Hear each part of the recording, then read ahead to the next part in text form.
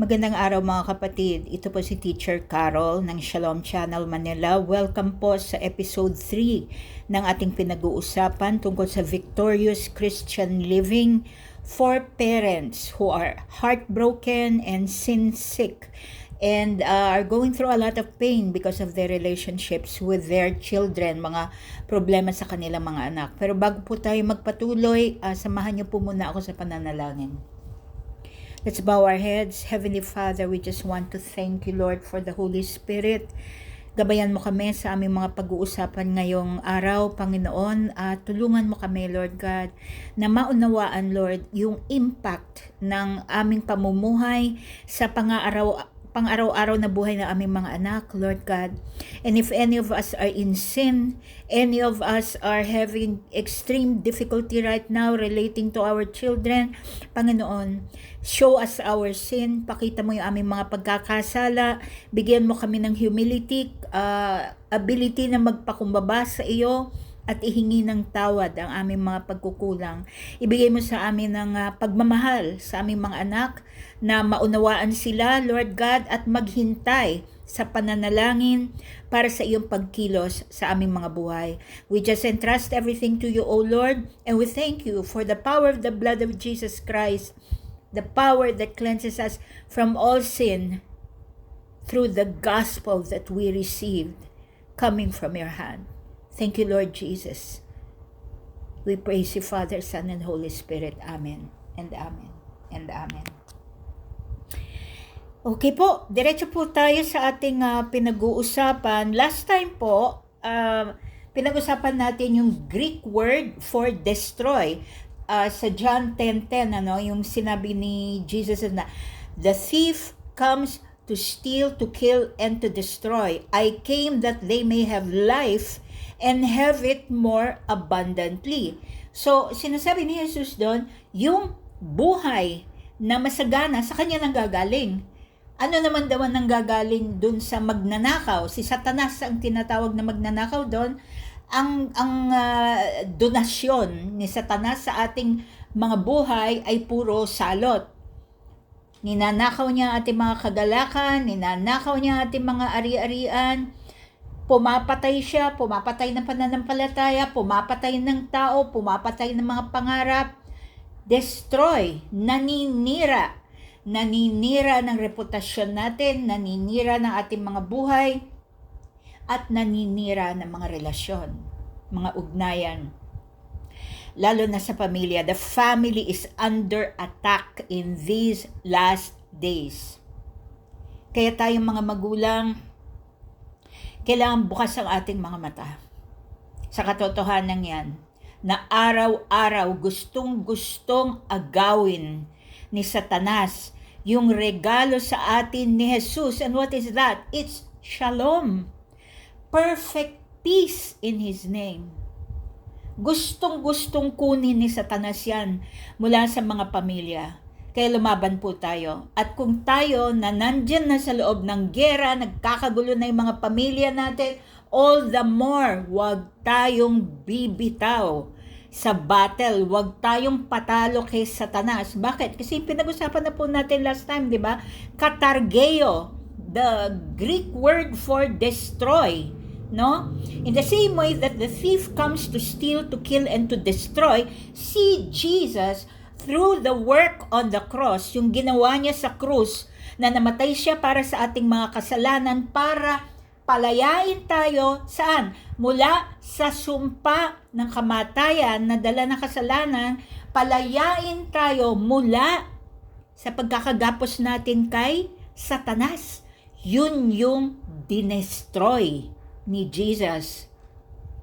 For this purpose, Christ was revealed, that He might destroy the works of the evil one. Katargeo. Mga kapatid, isipin natin mabuti yan. Kung nasisira ang mga pamilya natin ngayon, hindi galing kay Jesus yan. Malamang sa malamang, dalawa lang ang pinanggagalingan yan. Una, yung laman natin, yung pagkamakasarili natin, yung mga pride natin, ayaw nating matalo sa mga usapan, no? or galing kay Satanas, the spirit of abuse, the spirit of discord. Isipin natin mabuti. Huwag natin siyang bigyan ng foothold. Huwag natin siyang bigyan ng hawak, no? Kapit sa mga pamilya natin sa pamamagitan ng yung pagpapakita ng mga masasamang ugali. Pagsasalita ng masama. Di ba po, sa mga pamilya, huwag na po tayong huwag na tayong magpa-cute, no? Alam naman natin ito. Pagka may nagalit, kung ano-anong mga burak ang lumalabas sa bibig. Awatin po natin ang ating mga sarili sa ganyan. Kasi, actually, pag-uusapan natin ito in the coming weeks. Kasi magtatakbo po ang Shalom Channel Manila ng series on mental health, no? Yung effect sa family nung maging diretso na po tayo, no? Pagka-ignorante natin sa epekto, sa impact ng mga ginagawa natin sa sarili natin mga anak, sa ating mga asawa din. Okay po? So, hihimay-himayin po natin lahat yan. Now, bakit ko sinasabi ito ngayon? Anong connection yan sa katargeo? Simple lang po. Pag inalaw natin yung mga bagay na yan na maging natural, maging normal sa ating mga pamilya, anong ginagawa natin? Ginagawa natin, binibigyan natin si Satanas ng bukas na pinto para alipinin yung ating mga kaanak. Isang bagay na hindi kagustuhan ng Panginoong Hesus. Bakit? Namatay na siya sa krus. By His stripes, we have been healed. Sa pamamagitan ng kanyang mga latay, pinagaling na niya tayo. At kasama sa kagalingan dapat yung emosyonal na kalagayan natin, hindi lang ang ating mga katawan, body, soul, and spirit. We are tripartite beings. Gusto ng Diyos, gumaling tayo, una sa espiritu, maayos yung ugnayan natin sa Kanya, nang makuha natin yung kapangyarihan niya, at saka yung pagsakop sa atin ng Holy Spirit, maayos yung ating mga buhay, and then our bodies. We now have open access to God to pray for healing. Huwag natin tantanan. Pagka may sakit tayo, diretso tayo sa Diyos and ask and expect Him to desire the best for us and to heal us. And then our soul, ayan na, dyan na papasok yung mental health. For what is the soul? The soul is the seat of our emotions, our will. Gusto ng Panginoon, malusog din yan. Na masaya tayong naglilingkod sa Kanya, nabubuhay para sa Kanya. Wala tayong mga sakit na katulad ng mga depression, no? Wala tayong mga trauma. Yan. So, yung mga yan, balak namin dito sa Shalom Channel Manila, pag-uusapan lahat yan. Kasi alam niyo po, hindi yan masyadong pinag-uusapan sa loob ng body of Christ. Why? May stigma Kasi, di ba? Lalo pa tayong mga Pilipino. Grabe tayo, di ba? Pagka nalaman mo lang na yung kapitbahay mo, merong parang sintomas ng depression. Ang kakalat na chismis galing sa mga marites, ganito yung mga words na may tililing yan, may sayad, may katok. Alam mo yun, ang galing natin mga Pilipino sa ganyan, yung manakit sa pamamagitan ng salita, pero ilalabas bilang biro. So sino ngayon ang lalabas? Sino ngayon ang maglalakas loob? Na sabihin sa mga tao, I need help, I have depression, I think I have trauma from childhood, hindi pa ako gumagaling, gusto kong maging masaya. Sinong lalabas na magsasabi niyan? Ang tendency, pagka may stigma, ang tendency, pag alam mong nakakahiya, pagtatawanan ka, titiklop ka na lang. And then, ano mangyayari sa'yo? Lalala yung sakit mo. So, ito yung burden ng shalom. From the word itself, shalom. Such a beautiful word coming from Jesus Christ. The perfect peace. Hindi lang yan yung peace na parang payapa ka, wala kang problema. Hindi.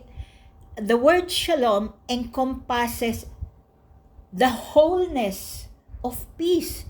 mayroon kang peace of mind, payapa yung finances mo, hindi ka nagkukulang sa kahit na anong bagay, wala kang galit kahit kanino, maayos yung relasyon mo sa Diyos, kaya maayos ang daloy nagpagpapala sa buhay mo at saka sa pamilya mo. At napakagandang pag-usapan yan, but we will talk about that in another episode, no? But for now, ito lang muna, no? So, babalik tayo dun sa chapter, sa episode 2. Sabi natin na ibig sabihin ng katargeo is to make powerless, to bring to nothing, to reduce to zero, to paralyze, to make of no effect, and to make inactive. Paralyze. Tinapos na ni Jesus sa cross, paralisado na dapat si Satanas. Pero bakit ang gugulo ng mga pamilya natin? Kasi binibigyan natin siya ng permiso. Naguluhin tayo, nasaktan tayo, hindi tayo kumakapit sa salita ng Panginoong Diyos, hindi tayo lumalaban. Ang inilalaban natin, yung mga sarili nating mga filosofiya, sarili nating pananaw, sarili nating pangongontrol sa mga anak natin. Dapat ito yung kursong kunin mo. Ayoko, magdodoktor ka. Bakit ka magko-call center? Yung mga ganyan. O bakit ka magbubukas ng beauty parlor? Ayoko niyan. Dito ka. So, meron mga parents po na ganyan na controlling, ano? And then, yung topic po natin ngayon, actually, kaya yun yung title is this. The effects of domestic violence on children. Mga kapatid, normal po ba sa mga bahay ninyo yung ganito? Pag nag-away si mama at si papa ng matindi, sigawan, murahan, minsan may suntukan pa yan, may sipaan. Pag nag-away ba si nanay at tatay ng ganyan? Nakikita ng mga anak at naririnig? Are they witnesses sa ganon? May babasahin po ako sa inyo, ha? Galing sa US Department of Health and Health Services. Ito po ang sabi. Children who witness or are victims of emotional, physical, or sexual abuse are at higher risk for health problems as adults. These can include mental health conditions such as depression, anxiety, diabetes, obesity, heart disease, poor self-esteem, and other problems. Kaya mga magulang, makikiusap po kami dito sa episode na to. Paalala po, huwag magbardagulan sa harap ng inyong mga anak. Please. Ako po yung nagsasalita hindi bilang profesor ninyo na pagkagaling-galing sa ganito.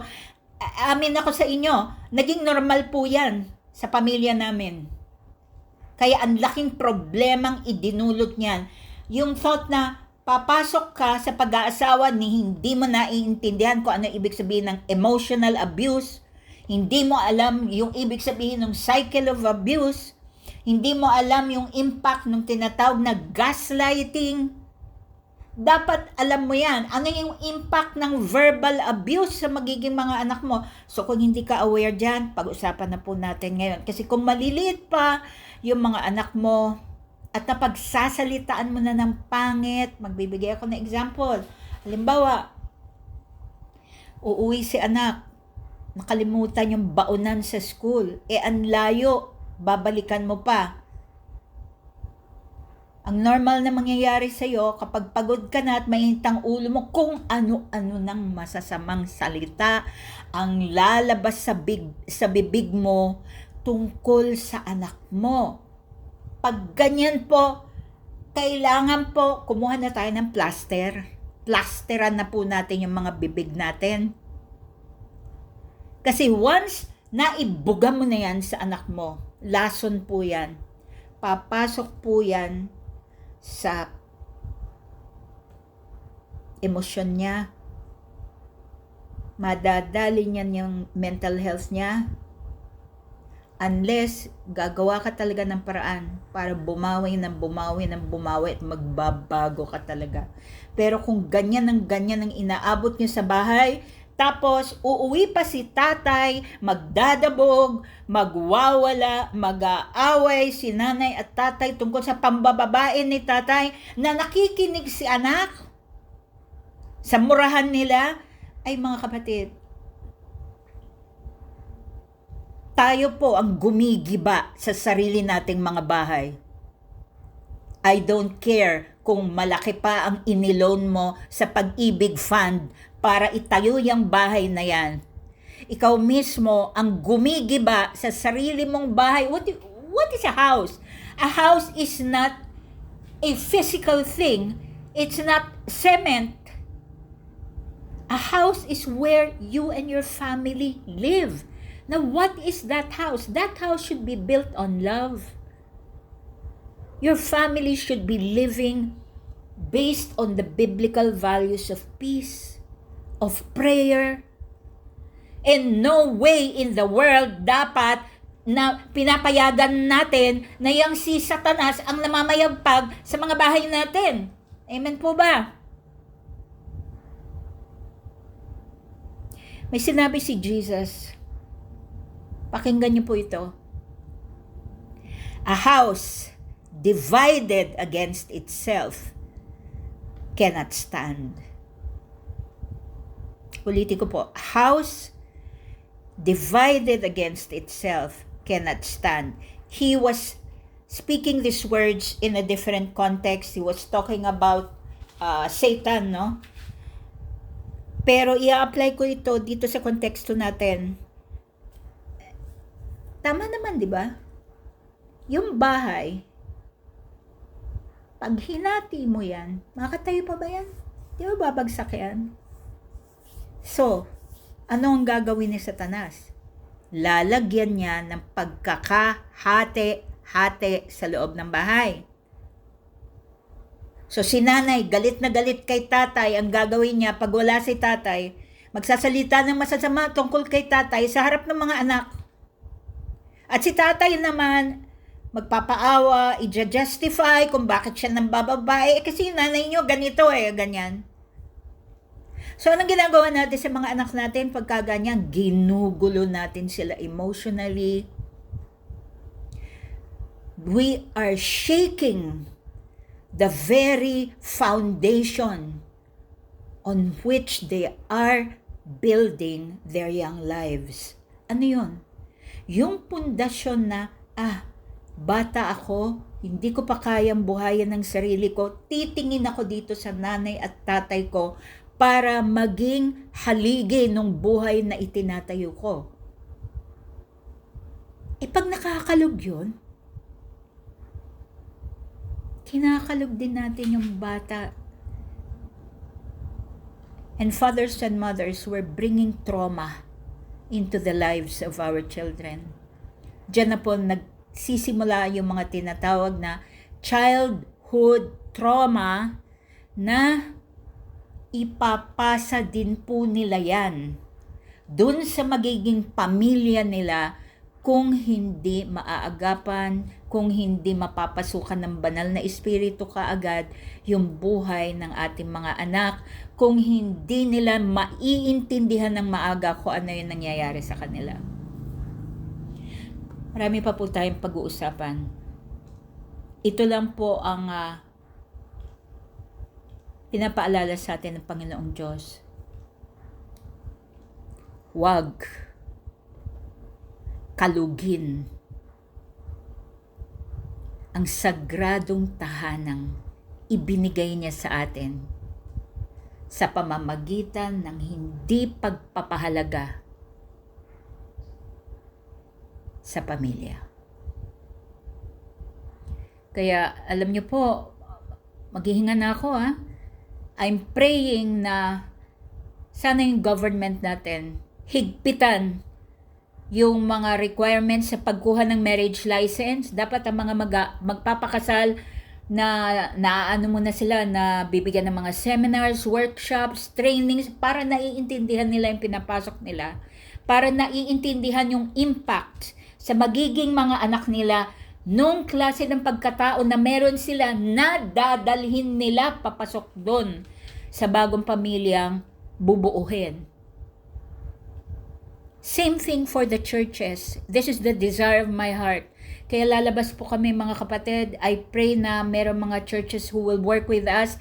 Dapat, this is my conviction, dapat lahat ng local churches merong adequately trained mental health ministry team. Kasi grabe po, ang dami pong cases ng mga suicide, ang dami pong cases ng child abuse, ang daming cases ng trauma inside the church. Hindi nagsasalita kasi hindi alam kung sino ang pwedeng lapitan na hindi sila pagtatawanan. Pag-isipan po natin ito ng mabuti. I would like to end with that. And so, sa oras na ito, aanyayahan ko po kayo na sumubaybay dito sa Shalom Channel Manila. We would love to pray for you. Sumulat po kayo sa amin sa mga bagay na dapat nating ipanalangin. And later on, paglabas po nung aklat, yung first in the series on family, on mental health, we are encouraging you to get a copy. Let's build a community, a healing community for families na malaya ang lahat, na makapagsalita, na walang huhusga sa'yo, kahit gaano pa kagrabe yung pinagdaanan mo. Kasi, ayan, naiiyak na ako. Ako'y kaisa ninyo, isa rin ako na naging mahirap yung childhood ko. I am a trauma survivor, but I am a Christian also, and so I do not blame anyone. Ang gusto ko lang mangyari ay ipasa sa iba yung grace, yung biyaya na binigay sa akin ng Panginoon Diyos. And what He's teaching me every day is to just love. Love everyone. Love those who have been part of my life. And to just walk in that love and share that love to others. By sharing and passing on to others the things that He is teaching me. About His power, about victorious Christian living as applied to the family and to our personal lives. Please pray for Shalom Channel Manila. Patuloy po tayong mag-uusap tungkol sa mga bagay na ito. And again, we ask you to just follow the channel. Sumulat po kayo sa amin. Please, and pray for us. Maraming salamat po. So, magtatapos po tayo dito sa episode 3 na to. Ulit po, pa-joke na lang, huwag pong magbardagulan dyan sa harap ng inyong mga anak. Kung nagawa na po ninyo yan dati, or patuloy nyong ginagawa, this is what I'm asking you to do. Magpakumbaba po. Gather your family together. Ask for forgiveness. Take responsibility. Sabihin nyo, humihingi kami ng tawad sa inyo sa pangit na nakikita ninyo. We just want to assure you that we love you and that we are learning to become better leaders of this family. Mag-asawa. Hindi ako naniniwala dun sa sinasabi na ang something like ang ina, ang ilaw ng tahanan, ang ama, ang haligi. Haligi, dalawa kayong haligi. Dalawa kayong ilaw. Hindi pwedeng magkahiwalay yan. You have to work together. Okay? And so pag may mga issue sa inyong mag-asawa, ito na lang isasuggest ko po. Kumain po kayo sa labas. Pumunta kayo sa ibang lugar. Doon nyo pag-usapan yan nang hindi nakaharap ang inyong mga anak. Napakahalaga ng emotional stability nila. Hindi yung edukasyon ang pinakamaganda mong pamana. Hindi yung pera mo sa bangko na iuuwi mo pagkatapos mong maging OFW. Hindi yan. Ang the best na pamana mo sa anak mo is rock solid faith in Jesus Christ and excellent mental health. Kasi kung meron siya niyan, kaya niyang kitain lahat yung pera na gusto mong iuwi. He or she will be successful in this life at mababawasan yung mga trauma niya sa buhay kasi wala na yun sa bahay eh. Matotraumatize na lang siya, yung mga tagalabas. Pero kung meron siyang stability, na lumaki siya sa bahay, sa isang pamilya, na 100% you support and you love, if he has that security, and if he or she has Jesus Christ in his life, he can face anything and come out of it strong, unfazed. Yun yung maganda ipamana natin mga magulang. Maraming salamat sa inyong pakikinig. Please pray for me, pray for my family. Teacher Carol po ito ng Shalom Channel Manila. God bless you po. Magandang araw sa inyong lahat.